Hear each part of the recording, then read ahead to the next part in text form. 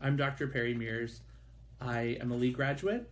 I am a church music director, a college professor, a piano teacher, and I live in Iowa with my husband of 4 years. There are lots of ways that I identify. I identify as a teacher, which I feel like is my calling in life. I identify as a person of faith, a person who wants to follow after a loving God and demonstrate that love to others. And I identify as a gay man, as a person who, for the entirety of my life, has been solely attracted to members of my same gender, or people who express their gender in the same way that I do. I chose to go to Lee and to a Christian college, not so much out of choice, but out of expectation. I am a third generation Lee student. My grandfather, my parents, all my aunts and uncles, and since I graduated, most of my cousins, siblings have all gone to Lee. Our family vacations were to homecoming when I was a kid. And when I went to college at 16, that was my choice. I could have either lived at home and gone to community college or went to Lee.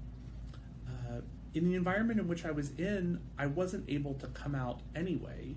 So going to Lee and being away from home felt like more freedom than going to community college and living at home, even knowing that there would be restrictions on being gay at a Christian university.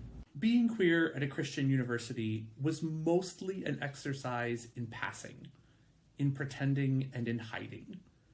I coped with all of this hiding by throwing myself into work, by getting straight A's, by being the best that I could be in every arena of my life, by working harder than everyone else. That has led to a lot of bad coping mechanisms later in my life, but that was my experience at Lee. Because I was so deep in the closet, I didn't experience discrimination or negative things at Lee because very few people knew.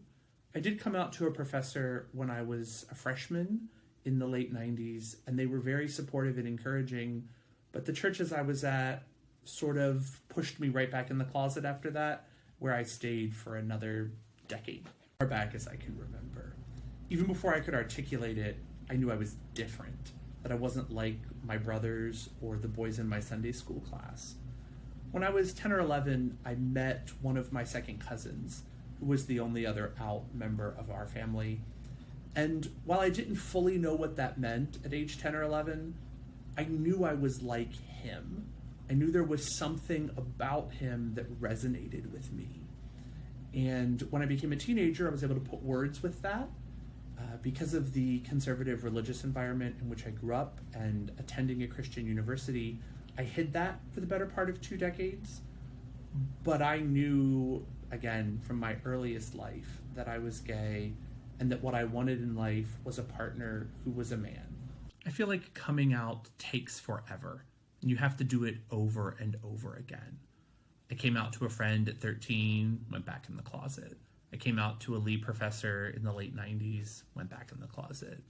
I came out to the church that I was attending in my early 20s, and they made me do conversion therapy. I came out over and over again. I finally came out fully to myself in 2008 when a really kind therapist looked me in the eye and asked me, what did I want? What would make me happy? What would a good life look like for me? My most positive coming out story came when I came out to my grandmother. And rather than asking me to explain myself, she simply asked, are you happy? And I said yes. And then she asked, okay, so who's the boy and when can I meet him? It was the most affirming moment of my adult life.